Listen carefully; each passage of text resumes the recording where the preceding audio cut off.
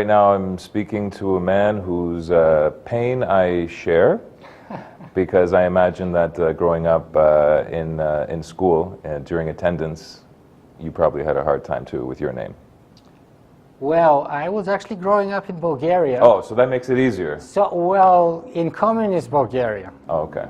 So at the time when the school director would go at the front door for the boys and put his hand like this, and if your hair would stick above his fingers, you need to go home to get a new haircut.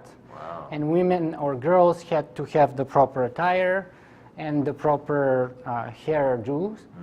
And also we had to have the pioneer tie on our white shirt tied in a particular way. And I was known for always sticking it in my pocket. You're a badass. Which was terribly disrespectful to the founders.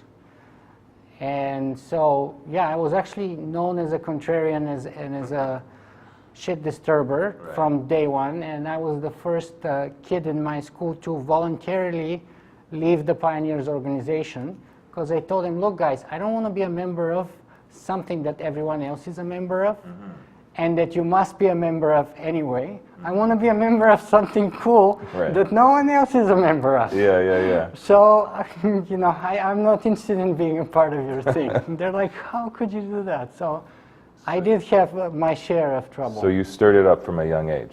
Yes. Now, do people have a hard time with your name when they meet you now? They do. Say it for me. So the proper way is Nikola Danaylov. Okay. But you can just call me Nick. Okay. Yeah. Hey, Nick. How you doing, man? Great. Great, George. If I was to look at your business card, what would the title be? That's a very good question. How can I put it in a byline? Well, one of my interviewees on my show called me the Larry King of the Singularity. Okay. Don't know if I've earned it, don't know if it's proper, but it kind of stuck to me. Another way of saying it is my blogging name is Socrates. Okay. So I'm known as the man with the questions. So those are, take a pick. You've also been described as a futurist, a speaker, an advisor, and a popular blogger. Yeah. So to tell you the story behind the blogging, if you want, I was doing political science at York University, and I wanted a new cool topic to write my thesis on. So I thought, I'm going to write on artificial intelligence in times of war. And that was 2006, 2007, when the first drones were being introduced for the very first time in Iraq and Afghanistan. And at the time, only the United States had a couple dozen drones, very poor ones, mind you, mostly operated by the CIA. So that's what I decided to write my thesis on. And as part of that research, I happened to stumble on the concept of the technological singularity, artificial intelligence, the merger of man and machine, transhumanism. And when I graduated, I sent about 300 resumes, had one interview. It was the peak of the recession, 2008, 2009. One of my applications was to the first blog in my niche. And they had an open call for staff writers. And I sent my application, waited for a couple of weeks, nothing came back, and it suddenly started dawning on me, maybe, just maybe, I can do this on my own. I mean, how hard could it be? Like, I mean, doesn't it always start like that? I had no idea what I'm getting into because I didn't have any technical background, didn't know anything about blogging, let alone podcasting, nothing about audio gear, let alone video gear. That was totally overwhelming for me. So, but one thing led to another. I started a terrible website with horrendous design called Singularity Symposium. It's still up there. People can still go check it out. Brings me still about 5,000 people a month.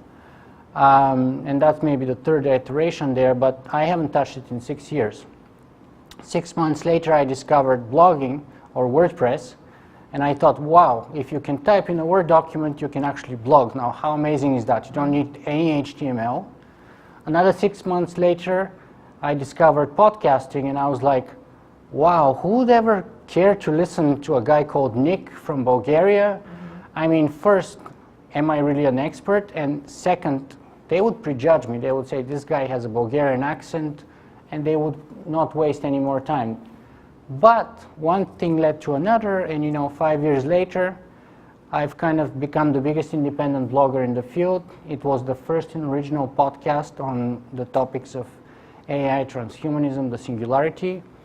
And today it's had 4.2 million downloads, and I reach between 100 and 150,000 people a month. So I think there's a few lessons to be learned in there, and I think anybody who's watching this video, I mean, a lot of people have passions, a lot of people have ideas, but sometimes they're just, I don't know what it is. Is it fear of trying something? Right. So what's your message? Well, on that particular front is just go for it, man. Like, what is it that you can do, especially when you're young?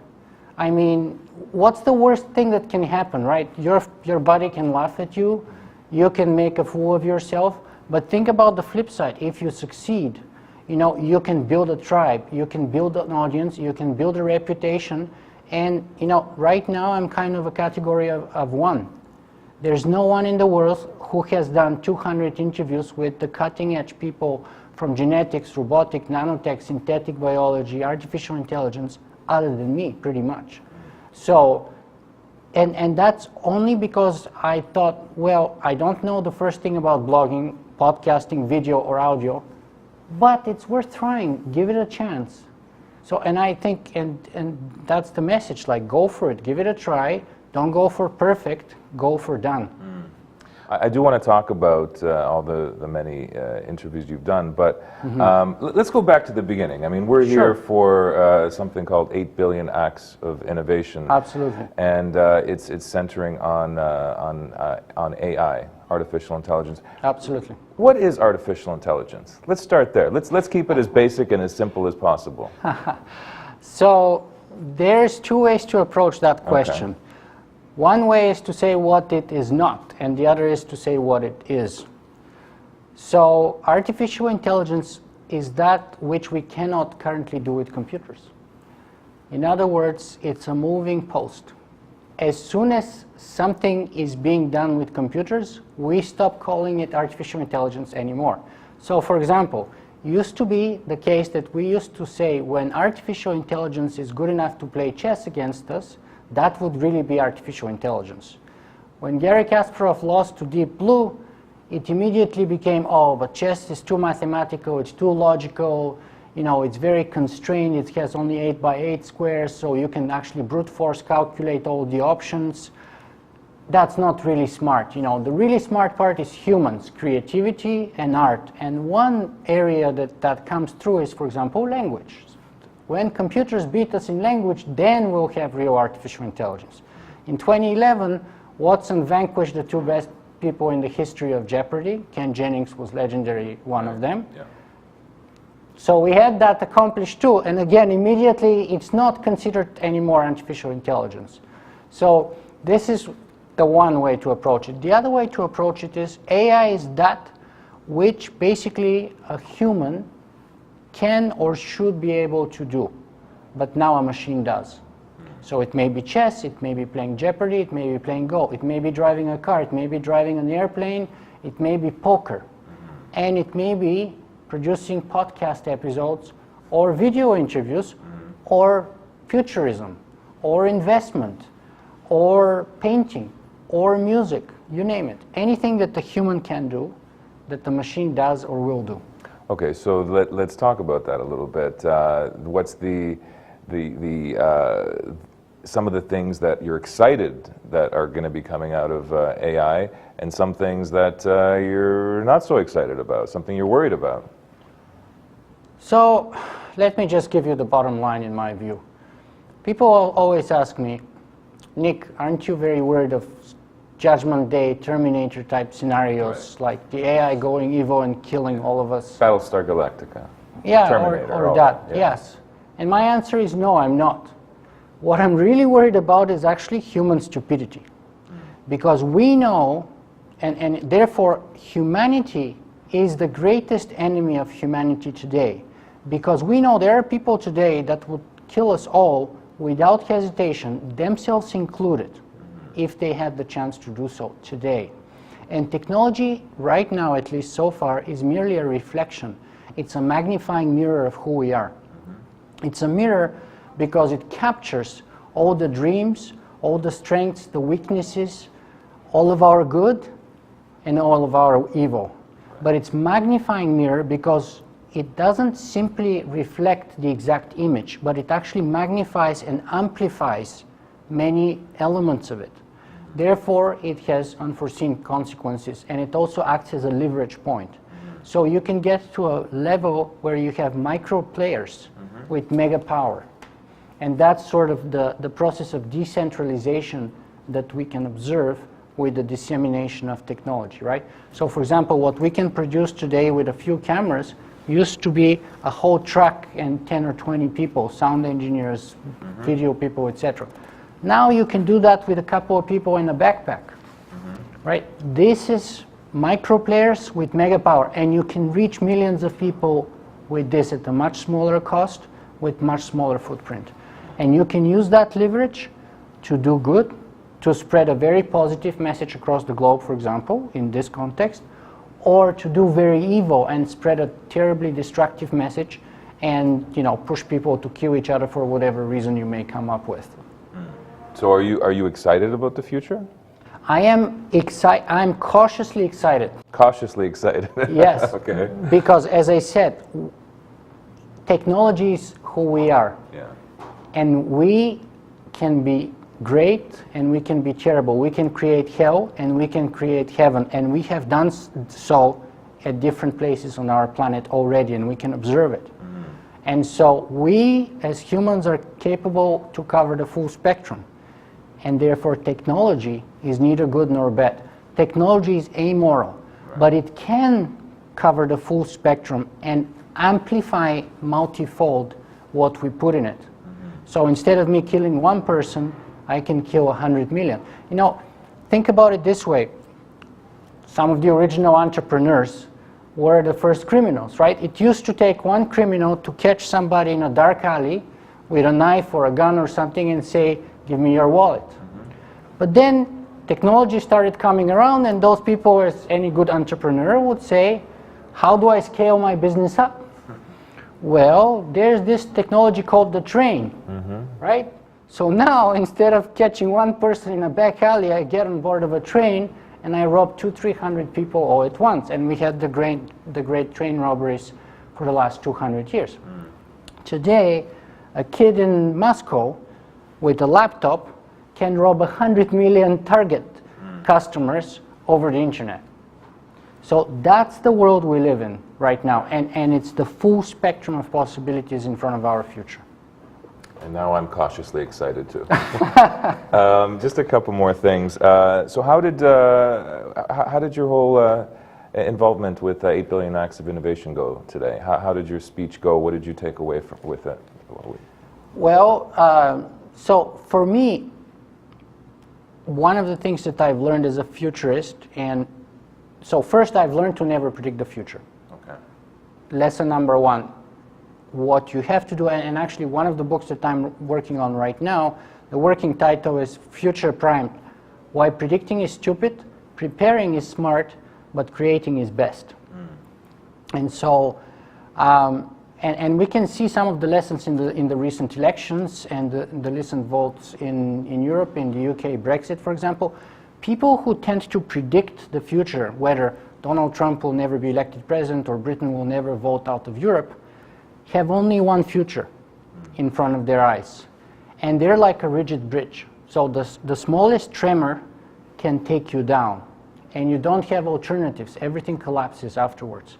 Rather, so that's very stupid to have a single version of the future. Rather, what's smart is to prepare for all possible eventualities. What if Donald Trump were to be the president? What could be the precursor of a public shifting opinion from Hillary, who was given, in some cases, over 90% chance of success, to Trump, who was given, in some cases, under 40%? Well, one possible popular shifter may be, for example, right 2 days before the election, the FBI comes up with a new investigation of Hillary's email, right? Emailgate. So if you have a mapped out possible future scenarios, you can see that event and you can tell yourself, okay, which future does this event line up with best, and what power of prognosis does it give me, right? So, you know, I go into those circles of AI, transhumanism, and futurism, and I drink the Kool-Aid. I am a human just like any one of us. I need fresh input, fresh feedback, and fresh minds to test my ideas, to bounce off, to see where we're going, to experience the evolution of our ideas in our community. And this is what 8 billion acts of innovation gave me on this occasion. So I had totally fresh new audience. I send the message, and then I just watch and I learn from them. What the perception is, what the view is, what the pros and the cons are, what scares them, what makes them excited. Since we're talking about the future, let's end with the future. How do you want to be remembered? What's your legacy? What would you want your legacy to be? You know, that kind of reminds me. You know, Woody Allen was once asked something to the effect of, do you feel good about being able to transcend your own death with your art? And he said, I want to transcend death by not dying. Yeah. So, look, it's, you know, I feel like I've just started, and I honestly have just started, and we all have just started on this path. And I actually kind of poked a little fun of you in a friendly manner today during my presentation about soon your cameras being smarter than you, which is kind of... Maybe they're already smarter than me. Well, certainly not yet. Are they more creative? Right, including smart. When I mean smart, I mean creative, I mean artistic, I mean the whole 9 yards, right? And so I don't want to, and plus, here's a better way to approach it. This is not up for me to say, like, because it's very presumptuous of me to say what's my legacy. It's best to leave that to my audience and to my fans and to people like you who just make the choice. Fair enough. Because each person actually may find something unique, something for themselves. It's like Pablo Picasso said, the worst thing you can do is try to explain art. Right. Because especially when you have a work by Picasso, everyone would find something to love or hate in it, and it would be all different for each and every one of us. And my blogging name, as I said, is Socrates. So my goal in my blog has been basically to set the environment, to set a symposium in which I lay out all the ideas, but it is up to you to give birth to your own idea. And so if I've done my job well, at best I'd be a midwife. And you'd give birth to your own ideas. Very well said. Thank you very much for your time. Nice Thank to you, meet George. you. Nice to meet you too.